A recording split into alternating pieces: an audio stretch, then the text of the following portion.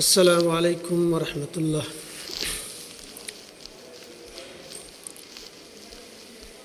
حاضرین جمعہ، آج کے خطبہ میں میرا موضوع ہے شرم و حیا کی فضیلت۔ حاضرین، گرچہ آج جس پرفتن دور سے ہم گزر رہے ہیں، جس میں ہر خاص و عام انہی کو اپنا آئیڈیل اور نمونہ سمجھ رہے ہیں جو سب سے زیادہ بے شرم ہو، خواہ وہ زبان کے لحاظ سے ہو، لباس کے لحاظ سے ہو، سوچ کے لحاظ سے ہو، یا اور بھی دیگر چیزیں جس کا پردہ، جس کا شرم و لحاظ ضروری ہے، جس کو کرنا چاہیے، وہی ہمارا اور آپ سب کا آئیڈیل اور نمونہ بن چکا ہے۔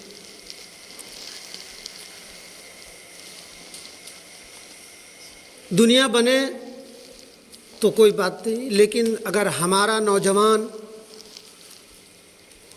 مسلم سماج کا نوجوان بھی آئیڈیل دوسرے غیر شرعی شرم و لحاظ کا پاس و لحاظ نہ رکھنے والوں کو اپنا آئیڈیل بنائیں، تو یہاں ہمارے لیے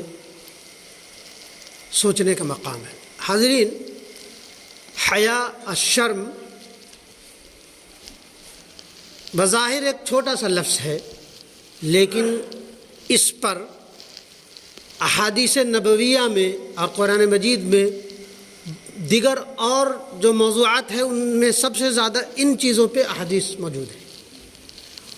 جب میں اس ہفتے ان موضوعات پر حدیث پڑھنے لگ گیا تو میں لاکھ شارٹ کرنے کے باوجود کہ اس چیز کو لوں، میں اس میں بھی رہ گیا کہ یہ احادیث اور زیادہ اہم ہے، یہ حدیث اور زیادہ اہم ہے۔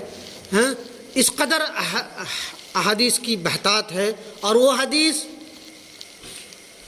جو سند کے ساتھ، صحیح سند کے ساتھ، اچھی روایت کے ساتھ اور مشہور و معروف راویوں کے ساتھ حدیث میں تذکرہ کیا گیا ہے۔ حاضرین،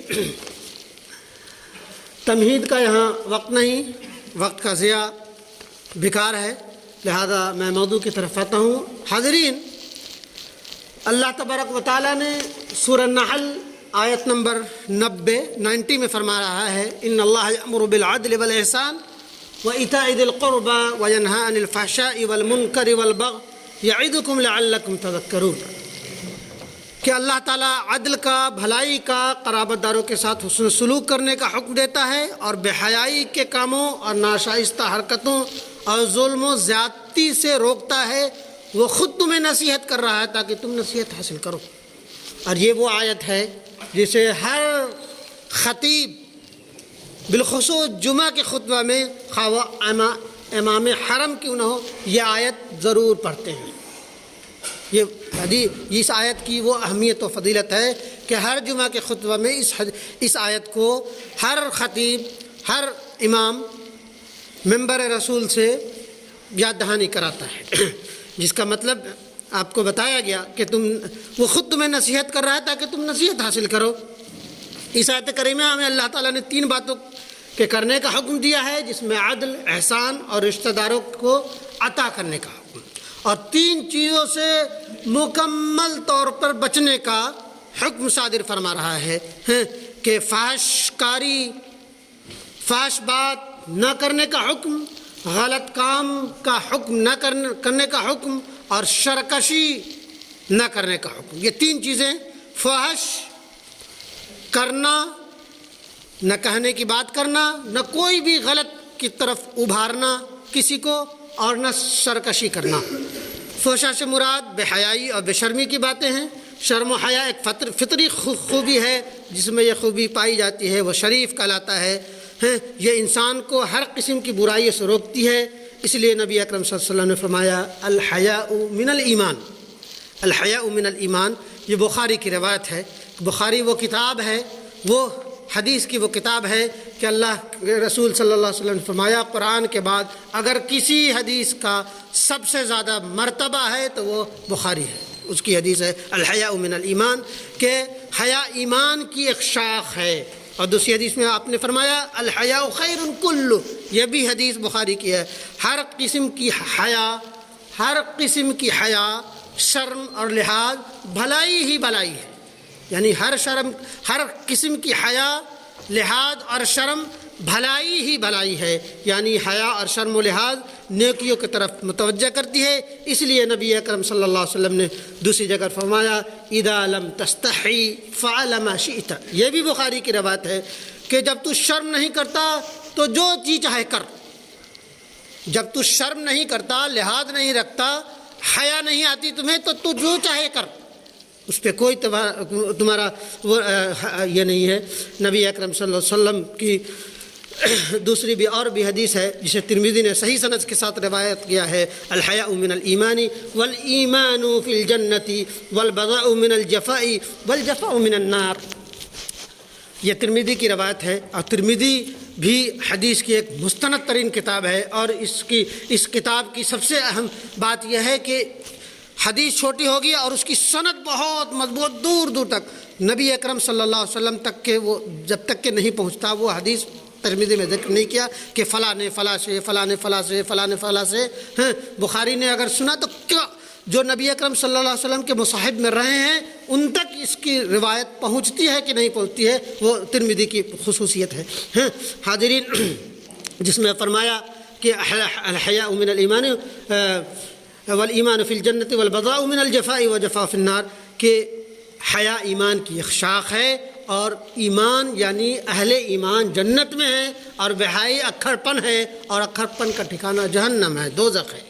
ایک اور حدیث میں آپ نے فرمایا جسے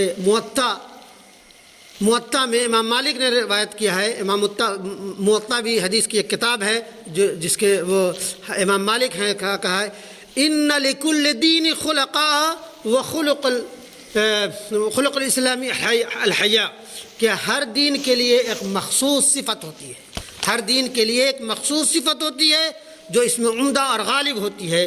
دین اسلام کی صفت جو اس میں عمدہ اور غالب ہے وہ حیا ہے۔ حیا سب سے عمدہ چیز جو ہے اسلام میں، اس میں بتایا گیا کہ وہ حیا ہے۔ ایک اور جگہ رسول صلی اللہ علیہ وسلم نے فرمایا جسے امام حاکم نے روایت کیا ہے ان الحیاء والایمان قرناء جمیعا فَإِذَا رُفِعَ أَحَدُهُمَا رُفِعَ الْآخِرُ، حیا اور ایمان دونوں باہم ملے جلے ہیں، ایک دوسرے کو لازم ہیں، تو جب کسی شخص سے ان میں سے ایک اٹھا لیا جاتا ہے تو دوسرا بھی اٹھ جاتا ہے، ختم ہو جاتا ہے۔ حیا اور ایمان دونوں لازم اور ملزوم شے ہیں، جزء لا ينفك حصہ ہے حیا اور ایمان کا، کہ اگر کسی شخص کے لحاظ کے اندر سے حیا اور شرم و لحاظ اٹھ جاتا ہے تو ایمان بھی اٹھ جاتا ہے، اٹھا لیا جاتا ہے۔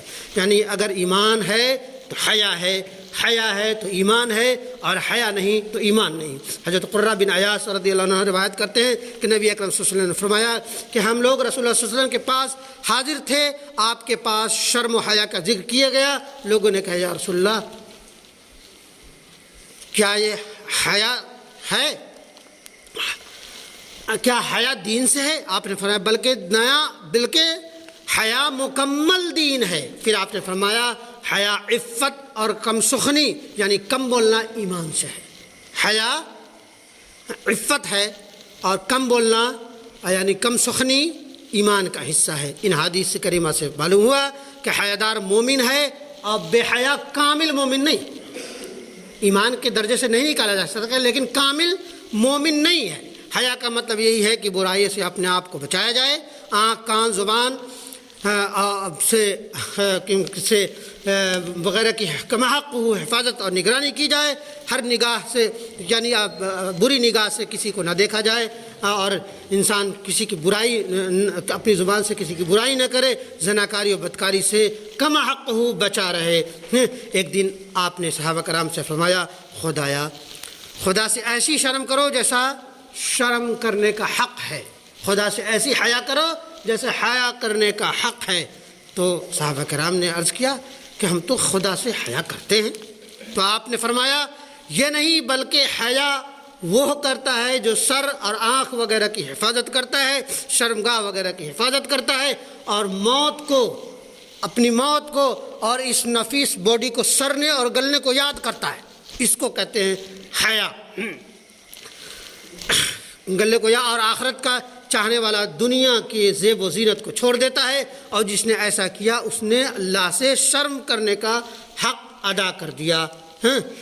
یہ ترمذی کی روایت ہے. حقیقت یہی ہے کہ بے شرم انسان اللہ کے نزدیک بے حیا، بے ایمان اور ملعون ہے. رسول صلی اللہ علیہ وسلم نے فرمایا جب اللہ تعالیٰ کسی بندے کو برباد کرنا چاہتا ہے، اللہ تبارک و تعالیٰ جب کسی بندے کو برباد کرنا چاہتا ہے تو اس سے شرم و حیا کو نکال دیتا ہے، اور جب شرم و حیا نکل جاتی ہے تو اللہ کا غصہ اس پر مسلط ہو جاتا ہے، اور وہ اللہ کے نزدیک معیوب اور قبیح سمجھا جاتا ہے.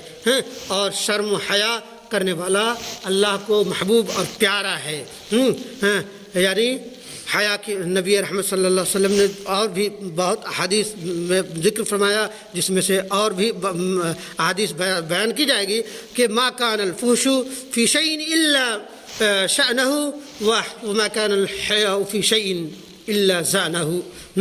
کہ ابن ماجہ کی روایت ہے کہ بے حیائی انسان کو عیبدار بنا دیتا ہے. بے حیائی انسان کو عیبدار بنا دیتا ہے، اور جس کے اندر حیا ہے اللہ تبارک و تعالیٰ اسے مزین اور خوبصورت بنا دیتا ہے.